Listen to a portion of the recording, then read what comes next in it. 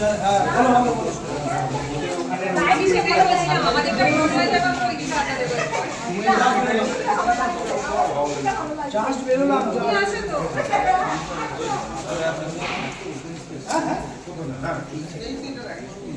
घंटा धोया दे दीजिए नीचे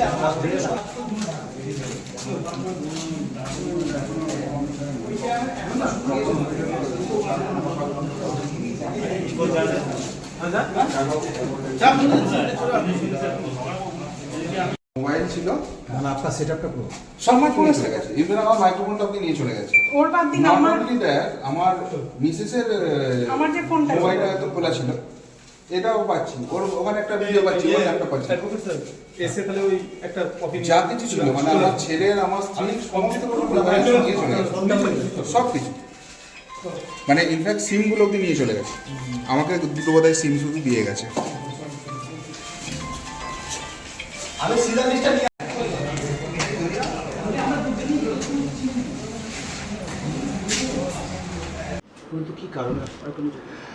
কী কারণ বলতে, গতকাল আমি একটা শিলিগুড়ি থানা থেকে নোটিশ পাই যে আমি যে ভিডিও করি আমার ইউটিউব চ্যানেলে, সেখানে একটা সিজেআইকে নিয়ে আমি একটা ভিডিও করেছিলাম, তার পরিপ্রেক্ষিতে আমাকে আগামীকাল সেখানে যেতে বলা হয়েছিল এবং সেখানে যাওয়ার আমি প্রস্তুতি নিচ্ছিলাম। কিন্তু আজকে সকালে হঠাৎ করে আমি দেখলাম যে আমার বাড়িতে আবার পুলিশ চলে এলো এবং আসার পর তারা কেস নাম্বার থেকে আরম্ভ করে কোনো কিছুই বলছে না, বারবারই একটা কথা বলছে, দরজা খুলুন, আপনার বিরুদ্ধে সার্চ ওয়ারেন্ট আছে।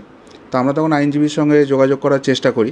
পরবর্তীকালে বুঝতে পারি যে আমি একটি ভিডিও করেছিলাম যেখানে সিজেআইয়ের যে ব্যাপারটা ছিল, তিনি যে সুমোটো কগনিজেন্সগুলো করছেন সেই জায়গাটা থেকেই একটা ভিডিও করেছিলাম। তার পরিপ্রেক্ষিতে শিলিগুড়ি থানায় যে মামলা হয়েছে সেই রকমই আরেকটা মামলা নাকি কালনা থানা পূর্ব বর্ধমান সেখানে হয়েছে এবং তার ফলে যিনি আইও আছেন তিনি এসিজেএমে চলে গেছেন।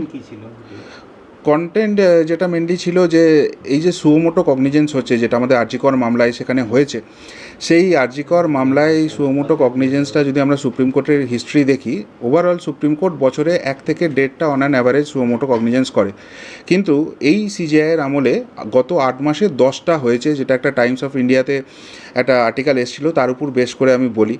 অ্যান্ড সেই জায়গা থেকেই একটা তদন্তের জন্য নাকি আমার বাড়িতে সার্চ ওয়ারেন্ট করার দরকার আছে এবং আজকে সার্চ অপারেশন আমার বাড়িতে হয়। আমার বাড়িতে যা কিছু ইলেকট্রনিক্স ডিভাইস ছিল, যতগুলো ল্যাপটপ ছিল, মানে আমার ছেলে বা আমার স্ত্রী ইউজ করেন সেই ল্যাপটপ, মোবাইল, ইভেন আমি যে মাইক্রোফোনটায় ভিডিও করি সেই মাইক্রোফোন, কিছু হার্ড ডিস্ক ছিল সেইগুলো, সিসিটিভি ফুটেজ, এভরিথিং যা ছিল, যা ইলেকট্রনিক্স ডিভাইস ছিল প্রত্যেকটা কিছু নিয়ে চলে গেছে আজকে। আচ্ছা, আপনি যেটা এই ভিডিওটা করেছেন এর মধ্যে কোনো তথ্যগত ভুল ছিল? তথ্যগত ভুল এর মধ্যে কিছু ছিল না। আমি হয়তো আমার কিছু পার্সোনাল কমেন্টস তার সঙ্গে পাস করেছিলাম, কিন্তু যেটা আমাকে ইন্টারোগেশনের সময় ওনারা জিজ্ঞাসা করছিলেন যে আমি নাকি সিজেআই বা বিচার ব্যবস্থাকে মেলাইন করার চেষ্টা করছি, আমি ওনাদের অনেকগুলো রেফারেন্স দিই যে এই ভিডিওর পর আমি একাধিক ভিডিও করি যেখানে সিজেআই সম্বন্ধে কিছু ফেক নিউজ ছড়া ছিল, তার ক্লারিফিকেশান দিয়েছি, তিনি যে জাজমেন্ট দিয়েছেন সেটা কত ভালো এই পরিপ্রেক্ষিতে, আরজিকরের পরিপ্রেক্ষিতে। তো আমি পজিটিভ ভাইবসেই ছিলাম। অ্যান্ড হয়তো আমি যে ভিডিওটা করেছিলাম সুমোটো কগনিজেন্সের, সেটা আমি একদম ফ্যাক্টের উপরই বলেছিলাম, কিন্তু তার সঙ্গে কিছু হয়তো পার্সোনাল কমেন্টস ছিল, কিন্তু সেই জায়গা থেকে যে সমস্ত কিছু এইভাবে সিজার হবে সেটা ওনারা যেটা ভালো বুঝেছেন করেছেন। এই যে পুলিশি গতবারও আপনাদের যে পুলিশ এসেছিল, এর আগেও একবার পুলিশ এসেছিল, আবারও আসলো, কি বলবেন বিষয়টা নিয়ে? পুরো বিষয়টা এ তো পুরোপুরি পুলিশই একটা, কি বলবো, যা হচ্ছে সেটা তো ভুলে বোঝার জন্য যায় না। আমার বাড়িতে একটা 8 বছরের শিশু আছে, এর আগে আমার বিরুদ্ধে বাগদা থানায় একটা মামলা হয়েছিল। আমার 8 বছরের ছেলে তখন একা বাড়িতে, সেই অবস্থায় তাকে এসে বারবার প্রভোগ করা হচ্ছে যে দরজা খোলো, দরজা খোলো, সে বারবার বলছে বাড়িতে বাবা মা নেই।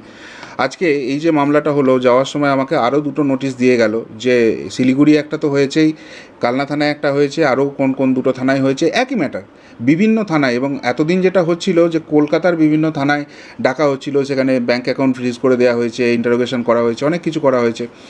আলটিমেটলি যখন আমরা হাইকোর্টে গেছি, হাইকোর্ট সেগুলো দেখে বলেছে যে না, এরকম কিছু করার জায়গা নেই, বা সেগুলো দেখেছি। এখন যেটা দেখছি যে দূরবর্তী কোথায় কালনা, পূর্ব বর্ধমান, কোথায় মাটিগড়া, কোথায় শিলিগুড়ি, মানে বিভিন্ন থানায় একই কেসে ট্যাগ করা হচ্ছে। উদ্দেশ্য তো পরিষ্কার, একটা এবার যেটুকুনি আমি আইনজীবী মহল থেকে জানতে পারলাম যে আমি যদি কারোর বিরুদ্ধে কিছু বলেও থাকি, সেই জায়গা থেকে তিনি মানহানি হয়েছে বলে তিনি আমার বিরুদ্ধে মামলা করতে পারেন, বা আমি যদি কোর্টের বিরুদ্ধে কিন্তু বলতে পারি, কোর্টের যিনি রেজিস্ট্রার আছেন তিনি আমার বিরুদ্ধে মামলা করতে পারেন। কিন্তু সেখানে পুলিশের এত অতি সক্রিয়তা, যেখানে আমরা দেখলাম আরজি করে এত বড় কাণ্ড হয়ে গেল, আমাদের বোনটাকে বাঁচাতে পারলো না, বা সেখানে গিয়ে যে ভাঙচুর হলো, সেখানে পুলিশের কী অ্যাক্টিভিটি সকলেই দেখছে। আসলে মেন উদ্দেশ্য তো হচ্ছে মুখটা বন্ধ রাখতে হবে, প্রতিবাদ করা যাবে না। যে অন্যায়গুলো হচ্ছে, যেগুলো আমরা ইউটিউবে প্রতিনিয়ত তুলে আনি, সেগুলো হয়তো কারোর পছন্দ হচ্ছে না, সেই জায়গা থেকেই এই অতি সক্রিয়তা আসছে।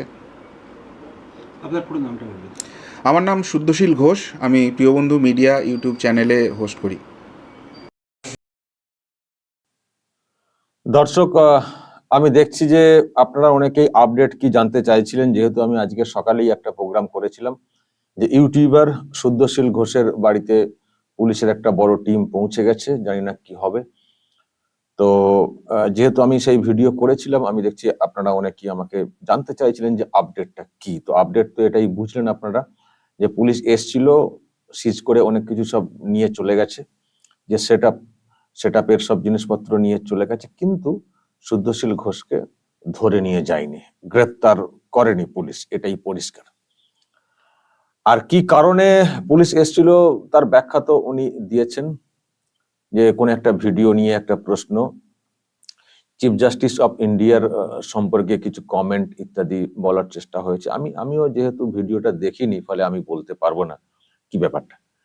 তো যাই হোক, মানে ওটা নিয়ে কিছু একটা মানে থানাতে অভিযোগ হয়েছে, একাধিক থানাতে, সেই জন্য আসা। সার্চ ওয়ারেন্ট নিয়ে চলে এসেছিল পুলিশ, সার্চ করেছে, অনেকটা সময় পুলিশ কাটিয়েছে, তারপরে আরো সব নোটিশ নাকি দিয়ে গেছে। পরবর্তী স্টেপ কি হবে সেটা আমরা জানি না। আর শুদ্ধশীল ঘোষ নিশ্চয়ই হয়তো উনিও হাইকোর্টের দ্বারস্থ হবেন, যে যদি কারোর মানহানি হয়ে থাকে, তাহলে যে যার মানহানি হয়েছে তিনি মামলা করবেন, বা সংশ্লিষ্ট দপ্তরের কেউ মানহানি মামলা করবেন। এগুলো করতে কি হয়েছে সেটা বুঝে উঠতে পারছেন না, ফলে উনিও ওনার মতো করে আইনে দ্বারস্থ হবেন, সেটা উনি ব্যাখ্যা দিলেন। কিন্তু মোদ্দা কথাটা কি? মোদ্দা কথাটা দর্শক, উনিও বলেছেন যে মুখটাকে বন্ধ করার চেষ্টা হচ্ছে। এখন কোথাও কিছু ফল্ট হলে, মানে যদি ভুল থাকে, নিশ্চয়ই তার বিরুদ্ধে আইনি প্রসেস চলবে। আমি আজকে সকালেই বলেছি যে আমরা ইউটিউবার, মানে আমরা আইনের ঊর্ধ্বে নই। আইন মানবো না, কিছুই মানবো না, কারো মতো বলবো না, হাইকোর্ট মানি না, এটা বলি এত ঔদ্ধত্য আমাদের হয়ে যায়নি। বরং আমরা মানে প্রশাসনিক দায়িত্বে যারা রয়েছেন তাদেরকে আমাদের মানতে কষ্ট হয়, কিন্তু আইন মানবো না সেটা বলা যায়। তো এইগুলো করার কি উদ্দেশ্যটা কি? এখন প্রধান বিচারপতির সম্পর্কে যদি কোনো রকম কোনো কটু মন্তব্য করে থাকেন, সেটা কি প্রধান বিচারপতির নজরে এসছে? তিনি কি জানেন? তার কাছের যারা, মানে যেভাবে মামলা টামলা হয় আর কি, তারা কি জানেন নাকি কেউ এই সুযোগটা নিয়ে, এই সুযোগে একটু মুখটাকে বন্ধ করার একটা চেষ্টা করছেন? যেহেতু চিফ জাস্টিস অফ ইন্ডিয়া, তার সম্পর্কে একটা মন্তব্য, ফলে এইসব নিয়ে কেস হলে হয়তো তারা ভেবেছেন যে এইসব নিয়ে কেস হলে তাহলে হাইকোর্টও সেই অর্থে কিছু বলতে পারবে না, কারণ চিফ জাস্টিসের বিরুদ্ধে, সুপ্রিম কোর্টের প্রধান বিচারপতির বিরুদ্ধে একটা ব্যাপার, ফলে হাইকোর্টও কিছু করবে না, চলো এই সুযোগে ঠুকে দিই, চলো এই সুযোগে ঠুকে দিই। অন্যান্য ক্ষেত্রে হয়তো হাইকোর্ট রক্ষা কবচ দিয়ে দেবে বা কিছু বলে দেবে। আর যখনই চিফ জাস্টিসের বিরুদ্ধে উল্টোপাল্টা কথা বলা হয়েছে বলে মানে নজরে আসবে হাইকোর্টের বা কোনো কোর্টের, তখন কোর্টও সেটা শুনতে চাইবে না। মানে এইরকম কোনো ভাবনা থাকে কি একটা সুযোগ নেওয়া, চলো গলাটা টিপে দিই, সেই জন্য কি এত মামলা করার ছড়াছড়ি, আমি জানি না বিষয়টা কি। ওনারা যেহেতু মানে হাইকোর্টের দ্বারস্থ হবেন, যেটা আমি বুঝতে পারছি, যে তারপর দেখা যাবে কি দাঁড়াচ্ছে বিষয়টা। আর আমি যেহেতু ভিডিওটা নিজে দেখিনি, ফলে আমি সেটা নিয়ে কিছু বলতেও পারবো না। তো এখন হচ্ছে এই হচ্ছে বিষয় দর্শক, আমি জাস্ট আপনাদেরকে আপডেটটা দিলাম, যেহেতু আপনাদের মধ্যে একটা কৌতূহল ছিল সেই জন্য। তবে এটুকু বলতে পারি, মানে ওনার ক্ষেত্রে হয়তো মানে প্রধান বিচারপতির কেসকে সামনে রেখে এইভাবে পুলিশ আসা, কিন্তু আমাদের ক্ষেত্রে তো অন্যান্য কেস নিয়েও তো পুলিশ আসছে। পুলিশ আসবে যাবে, পুলিশের এটাই কাজ। ইউটিউবারদেরকে কিভাবে জব্দ করতে হয় সেই বিষয়ে পুলিশ আসবে, ভয় দেখাবে, তারপরে সার্চ ওয়ারেন্ট নিয়ে চলে আসবে। আর যেখানে সার্চ ওয়ারেন্ট নিয়ে গিয়ে খোঁজ নিয়ে ব্যবস্থা নেওয়া দরকার, সেসব ক্ষেত্রে পুলিশ এগোয় না। পুলিশ শাহজাহানকে খুঁজে পায় না, অনেক কষ্টে খুঁজে পায় যখন কলকাতা হাইকোর্ট ঝাঁকুনি দেয়। পুলিশ আরো অন্যান্য ক্ষেত্রে কাউকে খুঁজে পায় না। পুলিশ আরজিকর কাণ্ডের যে তথ্য লোপাট হয়েছে সেখানে প্রিন্সিপালের কি ভূমিকা সেটাও পুলিশ জানতে পারেনি, কোনো খোঁজ করেনি, কোনোদিন পুলিশ তার বাড়িতে যায়নি, পুলিশ তাকে ডাকেওনি। পুলিশের যেন ওইগুলো কাজ না। পুলিশের কাজ কোন ইউটিউবার কি মন্তব্য করছেন, কি বলছেন। আমি আবারও বলছি, আমরা ইউটিউবার বলে আইনের ঊর্ধ্বে নই। আমরা কখনো কারোর সম্পর্কে ভুলভাল কথা, মানে মানহানি কর, অথচ মানহানির ব্যাপার মতো তিনি কাজ করেননি, মানে এইরকম আমরা মানে আমরা চাই না যে এই ধরনের কিছু ঘটনা কোথাও ঘটুক। আমরা আইনের ঊর্ধ্বে নই। আইনগত দিক দিয়ে কিছু ভুল হলে নিশ্চয়ই আমাদের বিরুদ্ধে আইনি প্রসেস চলবে, পুলিশি রেড হবে, পুলিশি মানে অভিযান চলবে, সার্চ ওয়ারেন্ট আসবে, মানছি এগুলো হয়, করুক, সেটা পুলিশ করুক। কিন্তু প্রশ্ন আমাদের অন্য জায়গাতে, যে ইউটিউবারদেরকে ধরার জন্য রাতারাতি যেভাবে উদ্যোগ, কখনো ওই থানা, কখনো সেই থানা, কখনো ওখান থেকে মেল করা হচ্ছে, কখনো ডিরেক্টলি পুলিশকে দিয়ে নোটিশ পাঠানো হচ্ছে, এই যে এত উদ্যোগ, এই উদ্যোগ কি তথাকথিত যারা ক্রিমিনাল, যারা দুর্নীতিবাজ, দুর্নীতিগ্রস্ত, তাদের কাছে কি যায় পুলিশ? এই প্রশ্ন আমাদের। আমরা পারিপার্শ্বিক এইসব দেখে শুনে কথাগুলো বলছি। সেক্ষেত্রে কি পুলিশ যায়, উদ্যোগ দেখায়? কই, সেটা আমরা দেখি না। আসলে মুখ্যমন্ত্রী কয়েকদিন ধরেই বলছেন যে ইউটিউবাররা এই করছেন সেই করছেন, কয়েকজন ইউটিউবার অনেক ভুলভাল কথা বলছেন, কি অশান্তি ছড়ানোর চেষ্টা করছেন, ফেক খবর করছেন। দেখতে বলছি যে নবান্নের কথা বলেছিলেন, কাদের কথা, যে একটু দেখবেন, কমিটি গঠন করা হোক, উৎসাহ করা হচ্ছে। মুখ্যমন্ত্রী বেশ কয়েকদিন ধরেই কিন্তু কথাগুলো বলে চলেছিলেন যে ব্যবস্থা নিতে হবে, ব্যবস্থা নিতে হবে। এবং সেখানে একটা কথা উনি বলেও ছিলেন, আবার আজকে মনে পড়ছে, যে সিজেআই কে জড়িয়েও সব খবর করা হচ্ছে, মন্তব্য করা হচ্ছে, মানে চিফ জাস্টিস অফ ইন্ডিয়া, তাকে জড়িয়েও খবর করা হচ্ছে। আমি মুখ্যমন্ত্রীর মুখ থেকে আমি কদিন আগে শুনেছিলাম কথাটা, তো আজকে দেখছি যে তারই একটা প্রতিফলন। তো যাই হোক, পুলিশ যখন এসছে, কি পেয়েছে আমি জানি না, তারা সব সিজ করে তো সব নিয়ে গেছে, যেটা বলা হচ্ছে। এখন আইনি প্রসেস কি চলবে আগামী দিনে দেখবো, তারপর সত্য মিথ্যা কি আছে সেটা আমরা খতিয়ে দেখবো, মানে আমরাও সেটা বুঝতে পারবো। দর্শক কি বলবেন? যখন ওনাকে নিয়ে যাওয়া হয়নি, নিশ্চয়ই ওনার ভিডিও সামনে আসবে। আর যদি এটা হয় যে না, অন্যায় সেরকম কিছু না, মানে ভয় দেখাচ্ছি, তাহলে বলবো পুলিশ ভুলই করছে। এইসব দেখিয়ে, ভয়টাই দেখিয়ে, মানে এইভাবে ভয় দেখানো যায় না। যত এরকম করবে তত আমাদের গলার আওয়াজ বাড়বে। আমাকেও অনেক ভয় দেখানোর চেষ্টা হয়েছিল, আমার গলার আওয়াজ বাড়েনি। ছিলাম শুধু আরামবাগের ইউটিউবার, আরামবাগ কেন্দ্রিক, একটা সাব ডিভিশন কেন্দ্রিক। এখন আরামবাগ কেন, রাজ্য কেন, দেশ কেন, দেশের বাইরের মানুষও আরামবাগ টিভি ফলো করেন। ফলে যতই এইরকম চেষ্টা হবে জোর জবরদস্তি করে, অন্যায় না থাকা সত্ত্বেও, আমি বলছি অন্যায় থাকলে করুন, আমাদের কোনো আপত্তি নেই। শুদ্ধশীল যদি অন্যায় করে থাকেন, ওর বিরুদ্ধে আইন মোতাবেক প্রসেস করুন, আমি কিছু বলবো না।